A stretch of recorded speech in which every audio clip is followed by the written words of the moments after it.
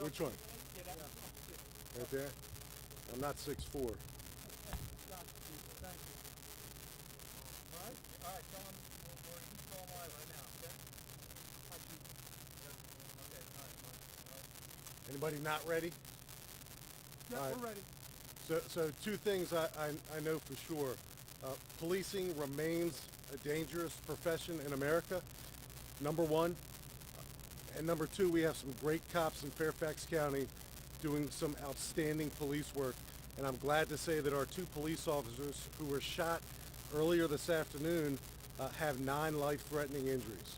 So that's good news for them and for our agency and for their families and quite frankly for this community who cares so much about public safety.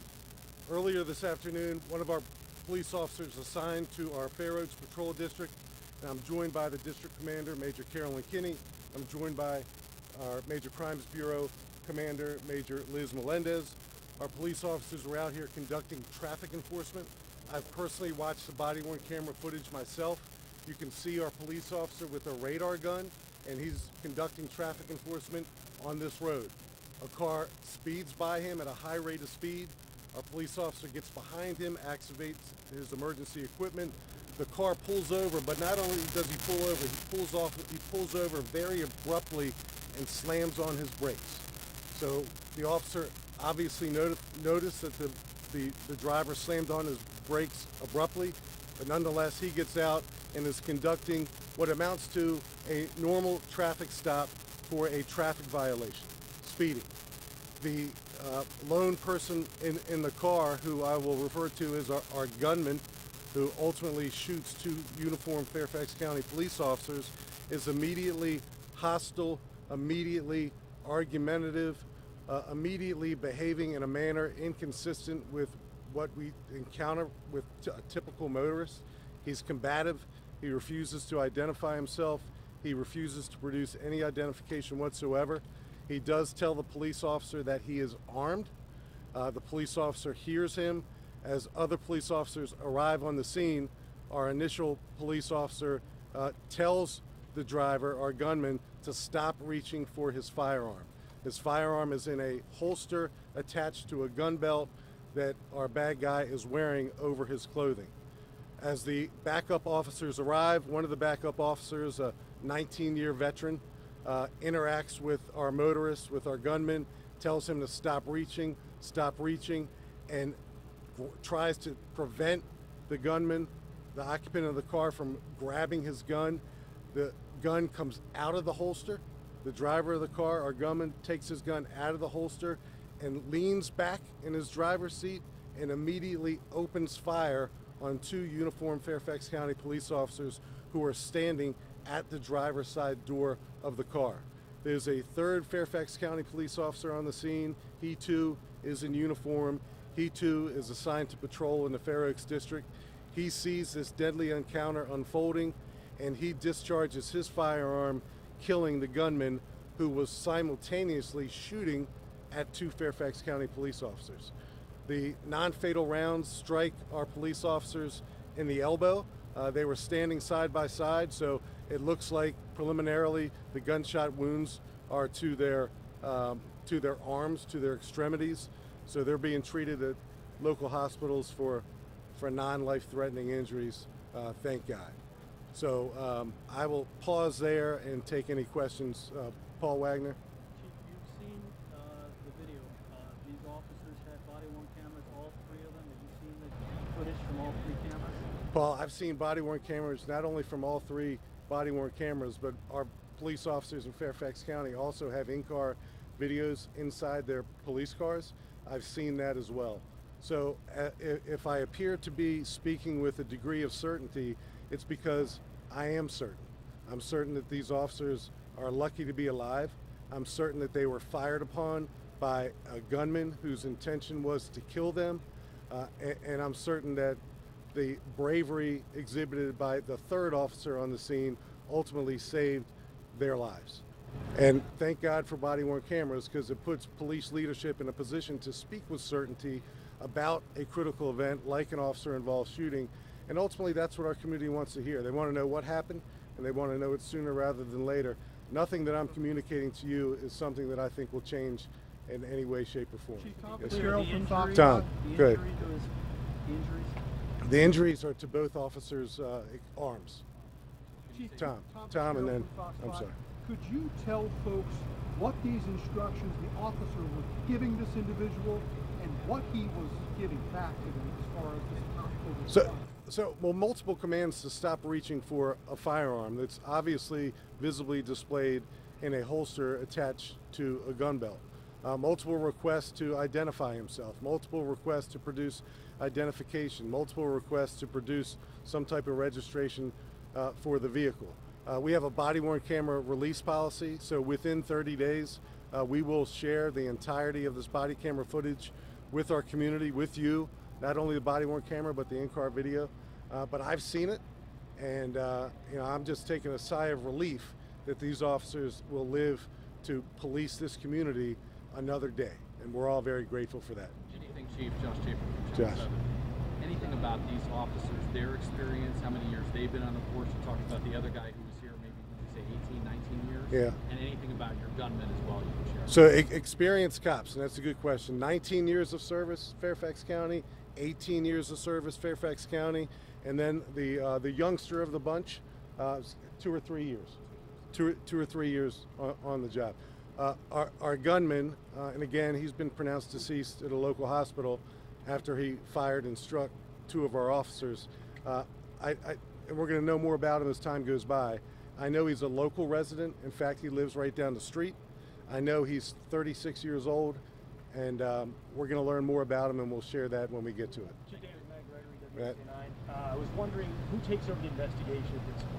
Yeah, good question. So our Major Crimes Bureau will work hand in glove with the Commonwealth's Attorney's Office. Our Internal Affairs will conduct a concurrent administrative review to ensure that our actions complied with our policy and our general orders. But we'll all work in tandem with each other. The last officer-involved shooting we had in Fairfax County was in September of 2024. We had 1 in that calendar year. This is our first officer-involved shooting in 2025. I'm just glad I'm not in a position where I have to call it more than that. When will you release the name of the suspect? We'll release his name when all families are notified, so within a day or so. I think we have a policy associated with that. Chief, you said one Soon. officer had 19 years service, one had 18, the other one 2 to 3. Which of those are the officers who were injured today? Which was the one who was able to take down the suspect? So the 2 officers who were shot non-fatally never discharged their firearms. Right. That's how quickly this happened. They were trying to prevent our gunman from taking his gun out of his holster. So their hands were occupied trying to do that de-escalation, trying to restrain him from taking his gun out of his holster. The 3rd officer who discharged his firearm was on the other side of the car. So he was in a position, he had a point of view where he was able to fire his firearm to save the lives of his 2 officers. We're trying to ascertain which was which. Were the 2 Yeah, we're gonna get to that in due time. If I prematurely notify who did what, I want to make sure the families have an opportunity to hear it from the officers themselves. What's the time span here? If backup was called in and then arrived, presumably a number of minutes were going by, It's a matter of minutes, pretty quickly. so they stopped, and the two officers standing on the driver's side, and they had their weapons out at that point? No, Paul. So it was one officer by himself, and he was conducting what amounts to as a, and I hate to say routine because nothing's routine, but he was interacting with this motorist, this gunman, and he was attempting to de-escalate him. So the motorist, our gunman, was acting in a bizarre manner right from the very start, speeding, slamming on his brakes, being hostile, and you're going to hear what he had to say when I release the body-worn camera footage. He was combative, but our officer was doing a pretty good job of de-escalating him and attempting to communicate with him, but he just wasn't getting anywhere with that communication. By the time the backup officers arrived, our motorist, our gunman, he brought it to another level. When he continued to reach for his firearm, 2 of our officers attempted to prevent him from doing that. They were unsuccessful. The gun comes out of the holster, and he opens fire on these 2 cops. How close are they to the suspect in that moment? Yeah, for half the distance from me to you, at the most. They're right at his driver's side door. Is there anything you could say at this point about perhaps anything else you've learned about the suspect through things that might have been in the car? Anything that you've discovered at this point besides that firearm? Yeah, our crime scene detectives are here. They're going to go through the car. We're going to get search warrants and examine all the evidence. Virginia State Police, as always, they're here. They showed up to the scene.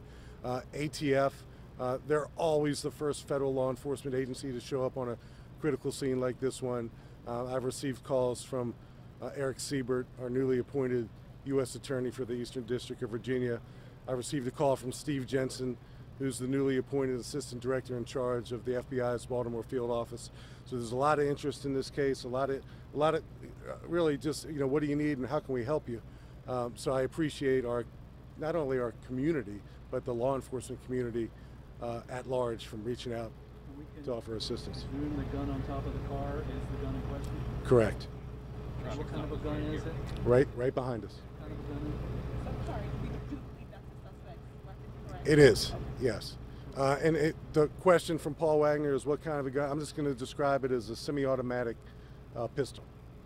Chief, Diego Negocio, is there any indication that the suspect is under any influence, alcohol or any drug, maybe? So there'll be an autopsy, there'll be a toxicology, so I'll be able to answer that question with certainty. He was behaving and acting and communicating in a manner that wasn't normal. It was bizarre. So I don't know if in fact that had anything at all to do with any level of intoxication. There's no immediate signs of intoxication at all, but the toxicology report will eventually tell us that with certainty. Yes, ma'am. You got one? Oh, no, you answered it. Okay. Thank you. Chief. You're done with me. Okay. Wait, Chief, I have one more.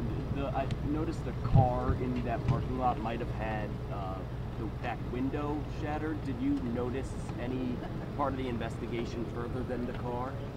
No, so I just came from the scene, walked around it a couple times. I haven't seen any back windshields shattered, but we'll go back and take a look.